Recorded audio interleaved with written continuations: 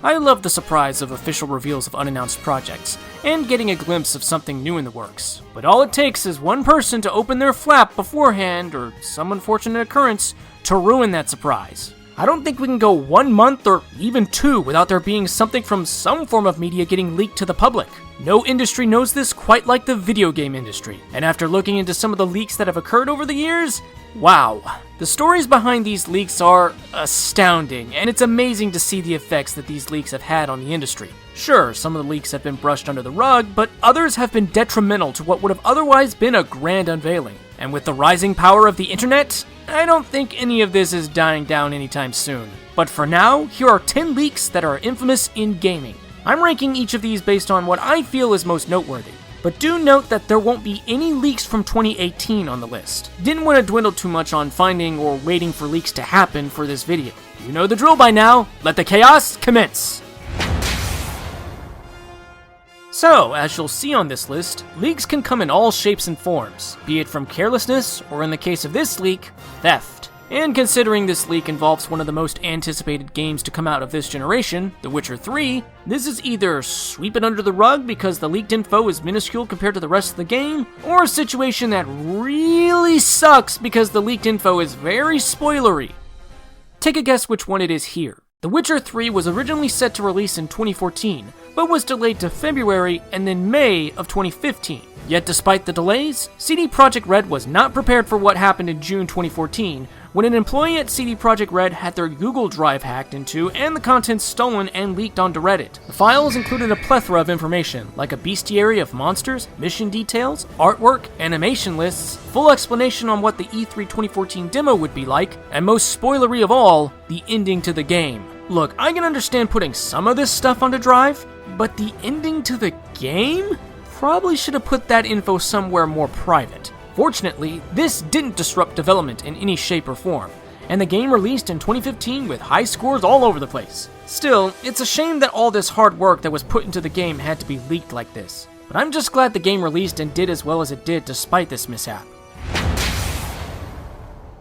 You want to know what can really suck in terms of leaks? Having your entire game leaked online for people to play before release. And in the case of EA and Crytek, they had every right to be disappointed with this particular leak. The highly anticipated Crysis II was set to release in March 2011, but a month prior to launch, news spread from the Facepunch forums that a beta version of the game was leaked onto torrent sites for people to pirate from. The two developers were furious at this, saying how piracy was continuing to hurt the PC side of the industry, and that fans should wait for and purchase the final version of Crysis II for its March 2011 launch. This was a big blow for EA and Crytek, and the worst part about all of this? There is no explanation as to how it leaked in the first place. You could assume that it was someone from within the two companies that leaked the game, but with no concrete information on the matter, it's hard to say if that's the case.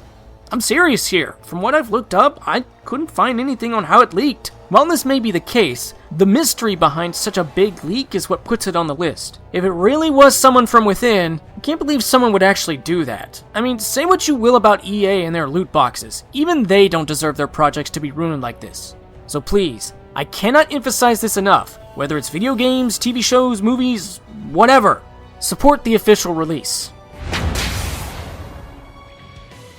Gamer Christmas. An exciting time to witness all of the big juicy surprises the gaming industry has in store for us consumers. It's also a time of the year where rumors and leaks in the gaming industry flood the web like a wildfire. Sure, many of them are just outright untrue, but there have been others that have been surprisingly correct. And nothing could bring more salt on the wound of your E3 press conference quite like leaking an official image of what's gonna be in said conference. How does one even do that? Well, that's what unfortunately happened to Microsoft for E3 2011. Apparently, an image showing off what was going to be revealed at E3 for Microsoft was accidentally leaked onto the Xbox website. The games featured in the image included a bunch of Kinect games, Dance Central 2, the remastered edition of the original Halo, and the biggest bombshell of them all, Halo 4, all of which were shown during the press conference. The image was quickly removed from the site, but not before it was screen capped and posted elsewhere online for the world to see. And the rest is history. Sure, most of the games on the leak weren't too impressive, and yeah, remastered of the original Halo is nice, but it's the reveal of Halo 4, combined with how this leak came about, that puts it on this list. I mean, at that point in time, no one thought that Halo would be getting a sequel after Halo 3. I guess that's one way to say the fight wasn't finished. When the terms Mass Effect 3 are brought up, one of the first things that probably comes to mind is the ending. An ending that got panned for not meeting the expectations of the players. Now, I've never played any of the Mass Effect games, but I think it's a shame the ending turned out the way it did because, well, we kinda already knew the ending beforehand. So, in November 2011, a demo for Mass Effect 3 was released. And if there's a demo, well, you probably know what's coming. Yep, it got data mined. But this demo contains something pretty big. And by big, I mean the script for the entire game. What puts this leak on the list is how it compares to the final product. BioWare did say that they might have changed some things about the script before release based on feedback from this leak. And yes, there were differences to this version of the script when compared to the final version of the game, but from what I've discovered, BioWare didn't do much tweaking to the script. This includes the ending, which was pretty much the same as the final game. While a change to the story could have helped with the reception to the ending, considering this game was set to release in a few months after the leak, what really could have been done? Comparing the leak to the final game, this was the ending that was intended. Out of all the things that could have changed, the ending was left alone as is. It was the bad ending from the start.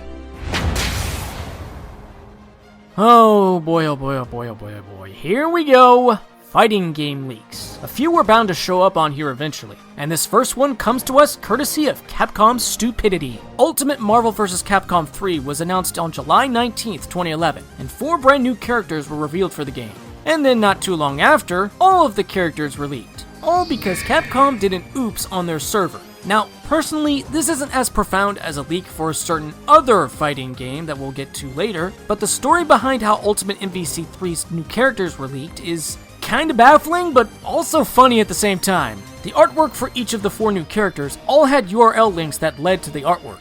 But it turns out the artwork for all of the new fighters was on Capcom's server at the time of Ultimate MVC3's reveal, meaning all you had to do was switch a character's name in the URL, like Ghost Rider for example, with a different name, and you might have stumbled upon artwork for a character you probably weren't meant to see. It took some guesses, but eventually the artwork for all of the new characters was found. How Capcom allowed something like this to slip through their radar for the public to find out is beyond me. But what makes this whole situation funny is how Capcom responded. You'd think that after a leak like this, a company would be all, take it down or we'll do it by force. What was Capcom's response to the leak? Oh boy, we're so happy you guys like the new additions to the existing roster. Now yes, they kept their mouths shut about what the leaked characters would be like and only talked about them when it was time to talk about them, but they remained glad that the fans were happy with who would be coming to the game. I guess that's one way to find something good out of a sticky situation, and it won't be the last one on this list.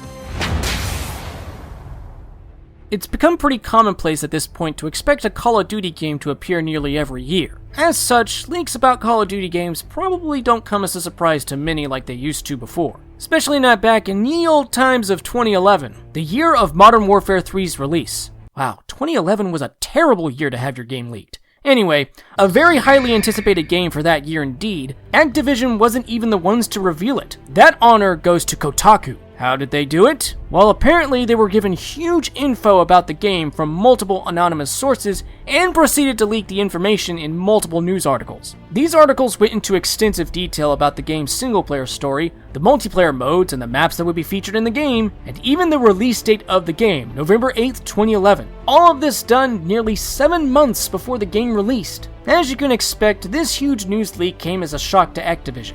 But just like Capcom with Ultimate MVC3, they took the best out of what could have been a bad situation for them. Sure, trying to find out how this happened was important to Activision, but instead of making a fuss about the leak, they used the leak to their advantage and embraced the hype. And it worked, as Modern Warfare 3 became one of the biggest launches in entertainment to have ever happened. Not bad, Activision. Not bad. I still can't believe how far this next leak got. Pokemon Sun and Moon had a plethora of rumors surrounding it as its launch approached. Some kinda legit, and others were just completely bogus. But the one leak that stayed true to the end was the most infamous one, the Sun and Moon starter leak. On May 10th, 2016, Game Freak released a new trailer for the game, introducing us to the new starters for the Alola region, Rowlet, Litten, and Poplio. Poplio's the best, by the way.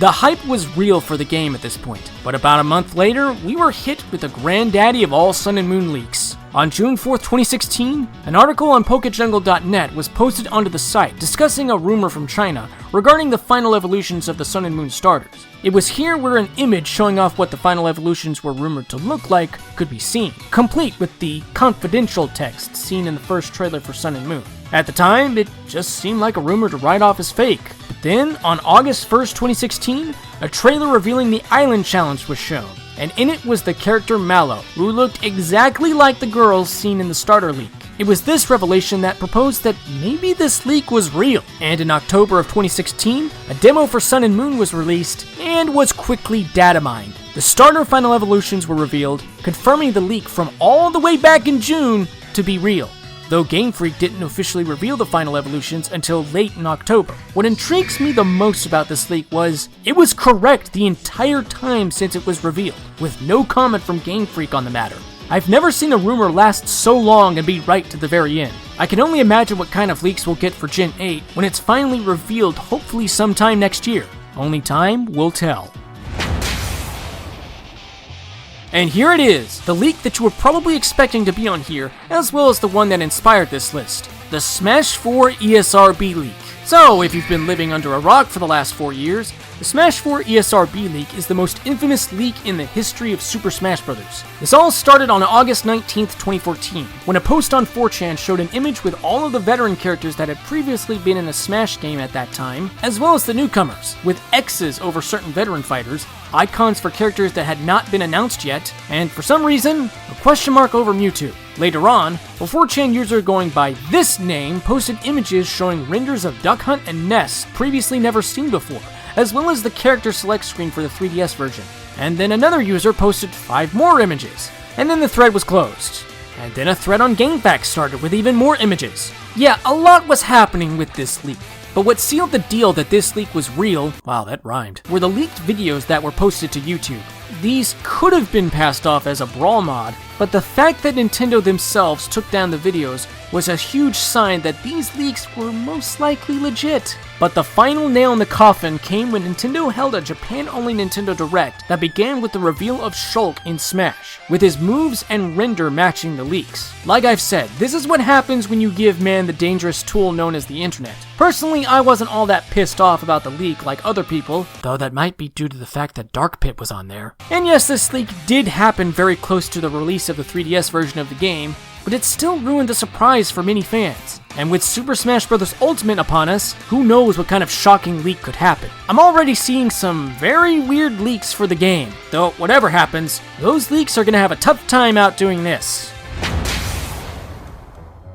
Gosh dang it, developers. I can never understand why stuff like this keeps happening. We saw Microsoft accidentally put up an image showing all that would be at their E3 2011 conference before the conference even happened, and we had Capcom put the artwork of unrevealed characters for their fighting game on a public server. You'd think they would have learned to keep this stuff from happening after seeing what happened to Ubisoft 5 years prior. In September 2016, a 2GB RAR file accidentally made its way to an FTP location on Ubisoft's website. This location was public, meaning anybody can just come in and take the information with no consequence whatsoever. So, you can guess that the file's contents were indeed taken and quickly spread across the internet. And unlike Microsoft, this was more information to be had when compared to an image that just listed a few things. The RAR file was a motherlode of unrevealed content containing concept art, logos, screenshots, and even tech demo videos for a lot of unannounced games, including a new Prince of Persia, some TMNT games, and some oddball selections like a Surf's Up game. But the biggest inclusions from the list of unannounced titles were the games that would become Far Cry 2 and Splinter Cell Conviction.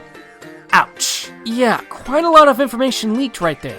Needless to say, Ubisoft was having a very bad day. Since this event, Ubisoft has tried its hardest to make sure nothing like this happens again. I can't say the leaks have stopped, but at least they haven't been as disastrous as this. So far, that is.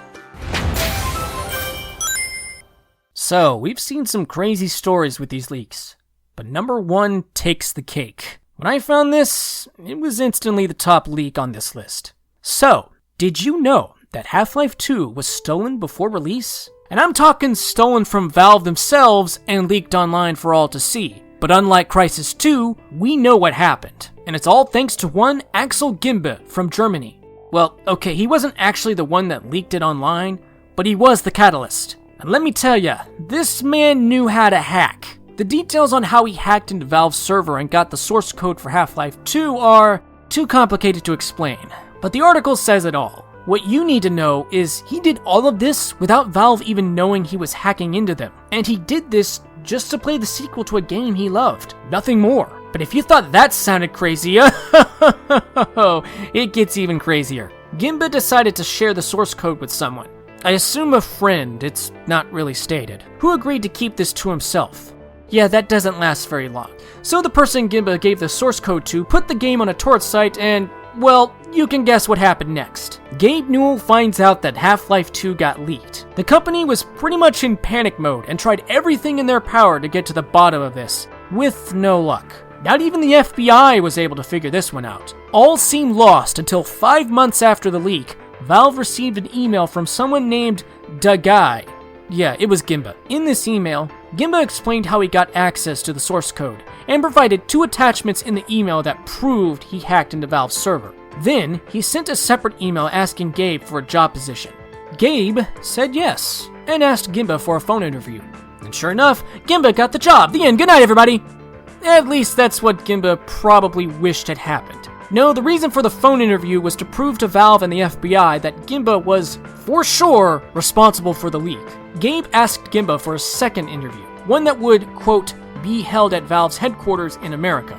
This, of course, was a trap, but since the FBI was worried about Gimba's access to Valve's server, they contacted the German police, who then arrested Gimba the next morning. 3 years later, he was put on trial in Germany. There was no evidence to prove that Gimba leaked the game, but he did confess to hacking into Valve's server and was sentenced to just 2 years probation. Meanwhile, Half-Life 2 had released, with a success of 8.6 million copies sold, effectively being, unaffected by the leak. But even so, even if this leak was just for one game, it's the story behind the leak that puts it at the #1 spot. This was an ambitious game from a well-known and beloved game developer, and it could have been a disaster, all because of one person's curiosity. I'm just glad to know that Gimba learned his lesson, and I do wish him the best. I'm ChaosKey4013, and while we've taken a look at some unbelievable leaks, it's inevitable that we will see more leaks of video games in the future. Probably some that may even top these 10. That's just the nature of online these days. It's like I said, the internet is a dangerous tool.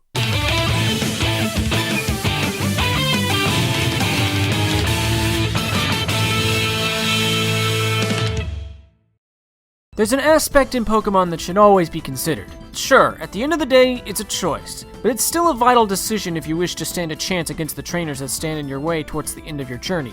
Now I just wish the trainers in the anime could apply this aspect a bit better, but for odd reasons, choose not to. Next time, top 10 Pokemon that should have evolved in the anime.